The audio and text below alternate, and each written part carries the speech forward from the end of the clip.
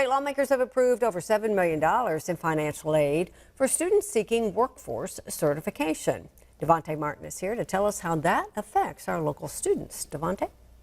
Yes, Jennifer, as the demand for more skilled workers grows, legislators approved extra funding for the MJ Foster Promise program to bridge the gap, the financial aid gap.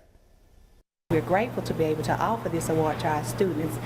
We have been able to award it to our students who are credit-bearing students and also students who are non-credit bearers. Named after former Governor Mike Foster, the MJ Foster Promise program launched in 2023 to close the gap between those seeking opportunities and industries in need of workers. But in 2024, demand exceeded expectations, and the program's funding ran out 6 months earlier than planned. Last week, state legislators approved an additional $7.5 million to keep the program going. Crystal Gaines is the director of financial aid at Louisiana Delta Community College in Monroe. She says this program helps lower income students. This may be the only type of funding that they're eligible to receive, and so this allows students who may not be able to afford it to be able to secure some type of funding to help their educational goals financially. The financial aid under the program can be put towards credentials in skilled industries like construction and healthcare. As the demand for high-skilled workers grows, Gaines says they are working to provide funding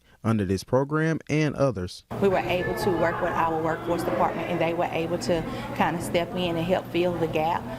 But we also know that sometimes that funding may not always be available. So again, we're just so grateful that they were able to secure additional funding. And the Louisiana Board of Regents asked state lawmakers to double the program's funding for the next academic year.